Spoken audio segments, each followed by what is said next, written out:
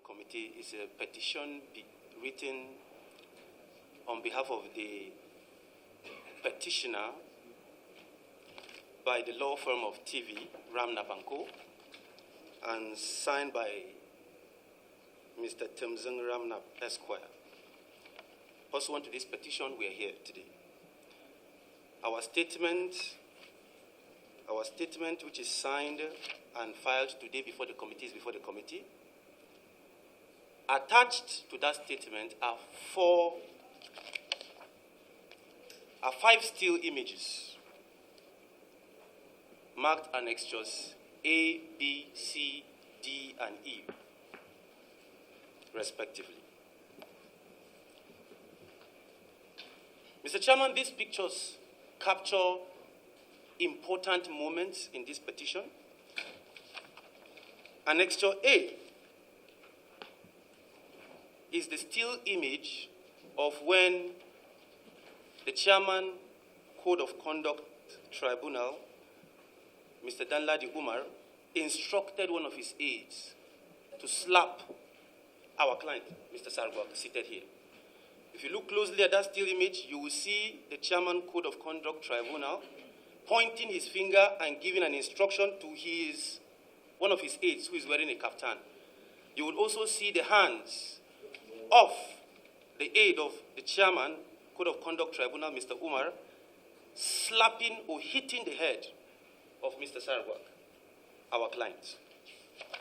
Annexure B is a picture showing the Chairman, Code of Conduct Tribunal standing behind his SUV, Jeep, and his aide in the kaftan instructing our client to kneel down to apologize to the Chairman, Code of Conduct Tribunal. Annexure C, Mr. Chairman, is a still image of the moment when the Chairman, Code of Conduct Tribunal kicked the head of our client with his feet, like a football.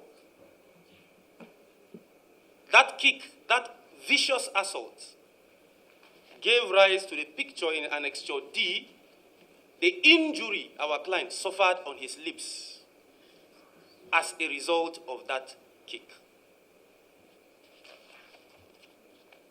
Mr. Chairman, Annexure E is the still image of the Chairman, Code of Conduct Tribunal, Mr. Umar, being held by a police officer from further assaulting our client. These still images, Mr. Chairman, were taken from the video that an eyewitness took from the scene, and it's on various news platforms online and various social media platforms. It shows what it is. Mr. Chairman, our grievance and the reason why we came before this honorable committee is to seek for justice. We are here to contend before the Nigerian people and before this committee that the conduct of the Chairman, Code of Conduct Tribunal, who is a highly placed public officer, is inconsistent with the oath of office he took. It's an assault prohibited by law. It violates the fundamental rights of our client, Mr. Clemens Sargwak, who was assaulted. Our statement in details captures lucidly the facts as they transpired, how the Chairman, Code of Conduct Tribunal drove into the premises, how he did not properly park, how our client went ahead to talk to him and requested him to park his car, how the Chairman, Code of Conduct Tribunal, Mr. Danladi Umar, felt insulted that somebody as small as this would dare ask him to repark his car and assaulted him. When you read our statement, Mr. Chairman, it will come to your knowledge that our client was assaulted 4 times. Only 2 were captured on camera. The first round of the assault took place before the camera started rolling. Immediately after the chairman of the Code of Conduct Tribunal alighted from his car, he slapped our client. He tore the uniform he was wearing in that his buttons. Excuse me, please. Come, gentlemen, those of you who are distracting the chairman, please, you wait. We're dealing with something very serious here, and you people are coming from behind all the time. Allow the chairman listen to the allegation against him. None of you should come near him again, so we can handle this.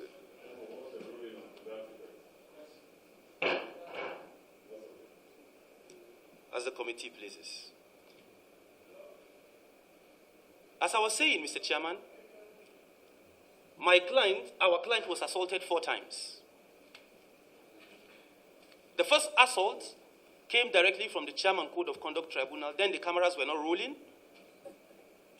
In that, when our client went up to him and asked him to properly park his car, to make sure that vehicular and human traffic within Banex Plaza continues to flow smoothly, the Chairman Code of Conduct Tribunal felt that our client was rude or shouldn't have spoken to him to repark his car.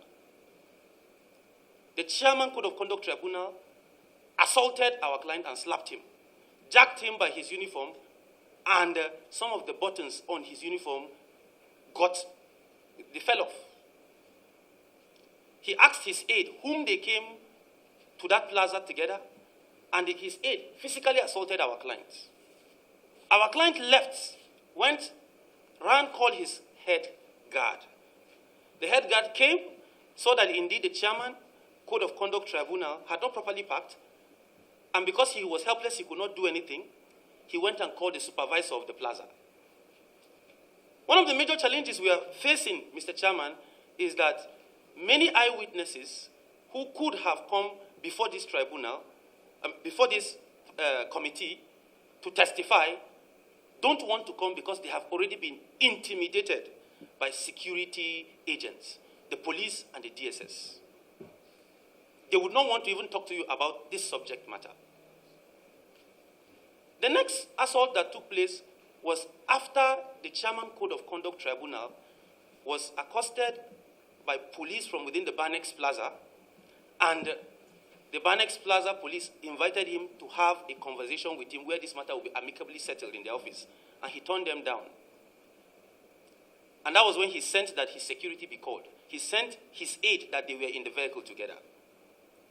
His aide left, went and called his security, who later arrived. It was on their arrival that the cameras started rolling. And everything that transpired in that video that is viral online happened. Mr. Chairman, recently, a black American was killed in America by a police officer kneeling on his neck. The reason why the police officer has been convicted of committing that crime today is because of the availability of video evidence for the jury to make its own opinion about it. We have presented before this committee the burnt copy on a CD of that video that was taken by an eyewitness and posted to various news outlets online, Sahara Reporters, Punch, YouTube, Facebook, Instagram, and many other platforms online. It is before this committee, for this committee to watch and to form its judgment as to whether our client was assaulted or not. Our client is weak, he is defenseless, but thank God he has found lawyers to speak up for him. In the end, Mr. Chairman, if this committee finds that the Chairman Code of Conduct Tribunal, Mr. Umar, who sits before this committee today, breached his oath of office, breached the Constitution by assaulting a defenseless young security guard, we are calling that appropriate measures be taken. We are calling for sanctions. We are calling for accountability. We are calling for compensation for our clients. That is our brief submission before this committee, and we will be more than willing to answer any questions that the committee would ask us. The lawyer representing the petitioner. Well, You Nigerians have heard the petitioner in brief.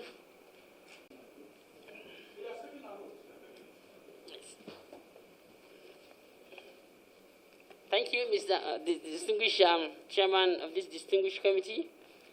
Thank you, members of this distinguished committee. I'm honored and I'm humbled to appear before you this morning, rather afternoon. However, the statement of claim has just been filed this afternoon or this morning by the petitioner has not been served on me. And I think it is very, very germane that I should have a copy of that for me to be able to instruct or defend, rather controvert what has been said there in a written form like they did. I don't even know about this thing that he has actually filed today. So be that as it may, I will briefly just say that for me to be able to respond holistically as what has been presented by the written statement of the petition as contained here can best be done by me if I'm given a copy, study it, and then properly put down.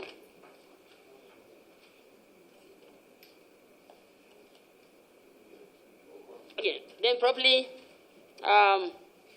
controvert all that I've said in the petition of the petitioner. They have exhibited so many things. I do not have a copy of that. All I have is just a copy of the petition to you, the President of the Senate, which is just 3 paragraphs. That's all I have here. So I do not have. The normal practice in this particular committee is when a petition is laid before the Senate, a copy of that petition is referred to this committee.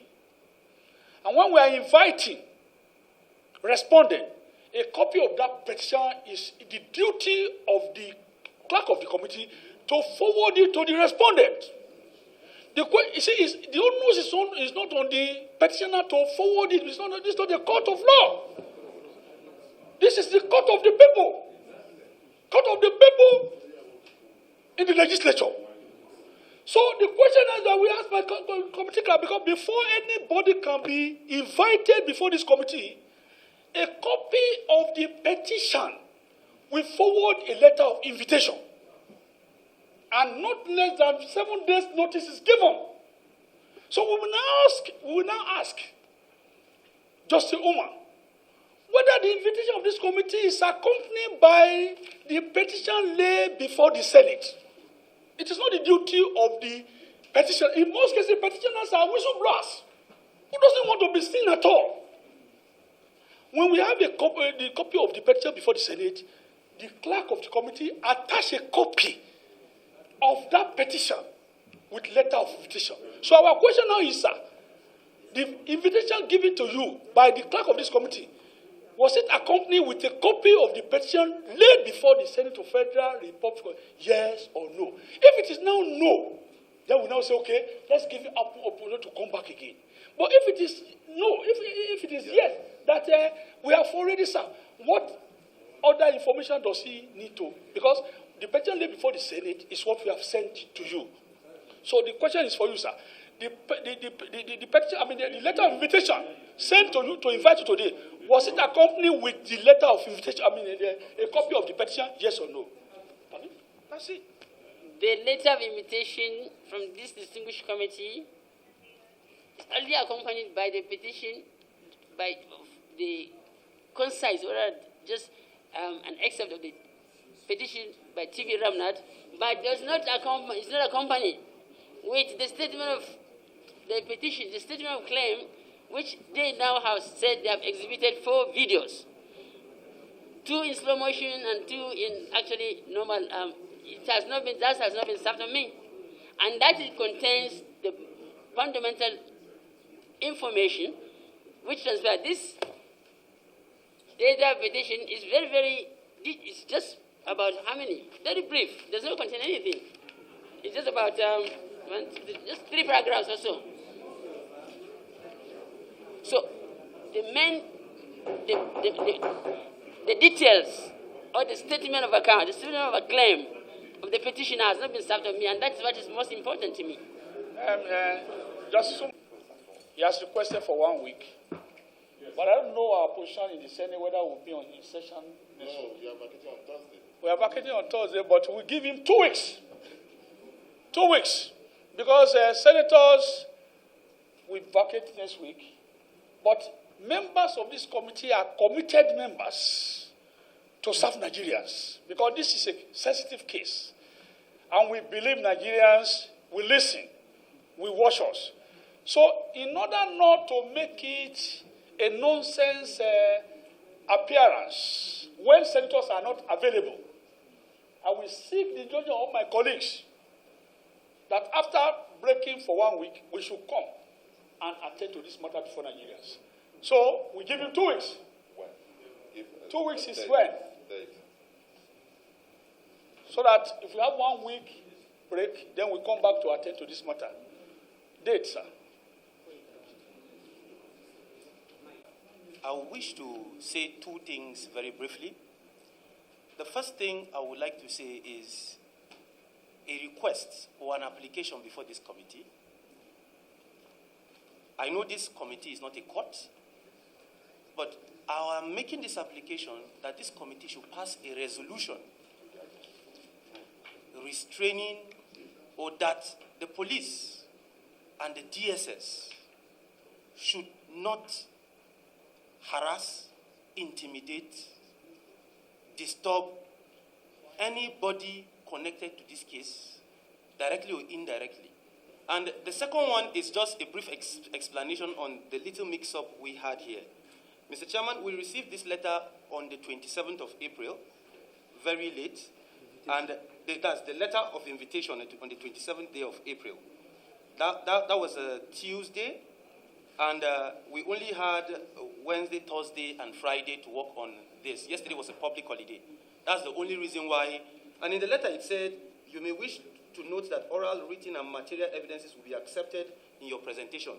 10 copies of all written additional evidences, if any, should be made available to the committee before presentation, please. That's the reason why we only came today with copies of the additional evidence we came with. Well, that is taking no problem. Yeah. Justice Uma, 2 weeks from now, that is 18th of Tuesday, 18th of May, Abi, at 1 p.m. Then on your application, that this committee resolved that no security agent or the like should embarrass or do anything contrary to the peace of these petitioners and those who are connected with the petition. We so rule. Thank you. Abi?